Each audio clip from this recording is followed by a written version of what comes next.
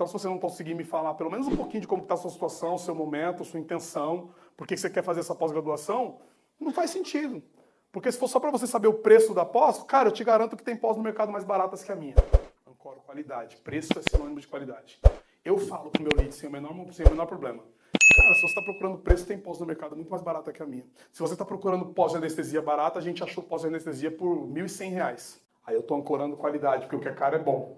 Aquela história do bom, bonito e barato não existe. Ou é barato e ruim, ou é caro e bom. Ponto. Quando você comprou uma coisa muito barata que foi muito boa? É difícil. É bem difícil. Então, perguntas de situação, elas têm o objetivo de mapear a situação do cara. E aí você tem que ter o olhar clínico e no meio da situação dele você mapear os problemas. Já até fazer perguntas que façam ele te falar sobre os problemas. Se eu já sei que viajar para estudar pós-graduação é uma objeção clássica do meu lead, a gente sabe que lá na veterinária do Renato isso é uma objeção clássica, eu faço perguntas, mesmo que ele não me fale, eu faço perguntas. Cara, você tem disponibilidade para viajar sempre para estudar nessa pós-graduação? Por quê? Porque eu preciso mapear esses problemas, porque no passo 2 eu passo a fazer perguntas sobre os problemas. Eu mapeei os problemas, aí eu faço perguntas sobre eles. Então, eu posso já fazer a pergunta direto, ou eu posso antes mencionar o problema que ele tem. Citando, ó, você viu que se você se matricular numa pós de anestesia, onde você tenha 80% do conteúdo presencial, você vai precisar fazer 10 viagens no próximo ano e cada viagem vai te custar uma média de R$ 3.000? Você entendeu isso? Que além de pagar a pós, você vai ter um custo ao longo do próximo ano de mais R$ 30.000 com viagem, passagem, hospedagem e alimentação? Quando eu faço isso, eu estou fazendo o quê? Fazendo o meu lead descobrir que ele tem um problema que ele nem sabia que tinha e que o meu produto soluciona. Quando eu falo de vender um produto para alguém, a pessoa que decide comprar, ela está no 5º nível de consciência. Já ouviram falar isso? 5 níveis de consciência. No primeiro nível, a pessoa é inconsciente que ela tem um problema. Segundo nível, ela se torna consciente de que ela tem um problema. Terceiro nível, ela descobre que para o problema dela existe uma solução. Quarto nível, ela descobre que a solução do problema dela é você e o seu produto. Quinto nível é quando ela descobre a oferta,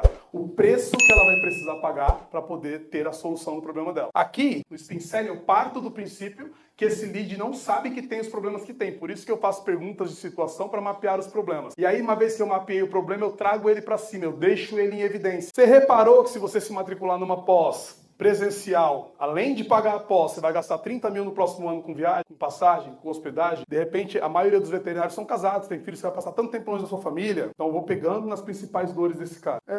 Me fala uma coisa, pergunta sobre o problema, ó. Uma pergunta que eu faria lá para os leads do Renato. Me fala uma coisa, quais problemas você já enfrentou na sua clínica, na clínica que você trabalha, por não saber anestesiar? Aqui, na pós do Renato exclusivamente, vai vir respostas do tipo, fui anestesiar um cachorro, o cachorro morreu. O cachorro chegou com um problema comum e morreu. Anestesiei um cachorro, a anestesia não pegou. Não consegui fazer a cirurgia. Estou sendo processado pelo dono do cachorro porque anestesiei, fiz a cirurgia e o cachorro morreu. Vão vir problemas cabeludos desse tipo quando eu fizer a pergunta. Aí eu vou para a próxima pergunta. Ou seja, se você se tornar anestesista, você nunca mais vai passar por isso, correto? Aí eu posso entrar também no gancho. Eu entendi que quando eu pego aqui ela para, né? Aí eu vou também pro ganho financeiro, que é uma coisa que acontece muito lá. A gente consegue converter muita venda na pós do Renato, porque de fato o anestesista ganha mais dinheiro do que um clínico. Um clínico geralmente dá plantões malucos de 12 por 36, às vezes de 12, sei lá, por 24, trabalha todo dia, trabalha em mais de uma clínica para ganhar 4, 5 mil reais. Um anestesista, o Renato já fez cálculo em aula com eles lá, que eles conseguem cobrar um valor X por anestesia, trabalhar 2, 3 anestesistas por dia ali, de segunda a sexta, e ganhar no final do mês 3, 4 vezes o que ganha um clínico. Então é uma realidade, o anestesista ganha mais do que o médico. E aí eu falo, ó, você acha que o anestesista ganha quanto a mais que um clínico? Detalhe, eu poderia simplesmente informar o meu lead. Um médico veterinário que é anestesista consegue fazer 12 mil por mês, enquanto o salário base de um veterinário no Brasil é de 2.500 a 3.000 reais, dependendo da região do Brasil até menos. Eu poderia informar isso pro meu lead, mas eu prefiro perguntar e deixar ele me falar. Quanto você acha que um veterinário anestesista ganha mais do que um clínico? Porque ele conhece anestesistas. Ele conhece. Provavelmente ele já viu uma aula do Renato onde o Renato falou isso. Aí ele vai me falar, cara, eu sei que um anestesista chega a ganhar 10 mil. E hoje você tá ganhando quanto como clínico? Quando eu pergunto para ele quanto ele tá ganhando como clínico e quanto que ele acha que um anestesista pode ganhar, eu faço ele comparar o momento atual dele com o momento futuro quando ele for anestesista. Tudo isso inconscientemente. Tudo isso ele mesmo dando as respostas, não eu forçando as respostas. Eu posso em algum momento sugerir coisas para ele? Posso, mas é muito melhor quando eu pergunto e faço ele me falar. Porque quando ele me fala, ele não tem dúvida. Se eu chego para você e falo, um médico veterinário anestesista ganha 12 mil por mês. Se você não conhece nenhum anestesista que ganha esse dinheiro, você vai duvidar de mim na hora. Duvidou de mim, eu perdi a credibilidade. Aí eu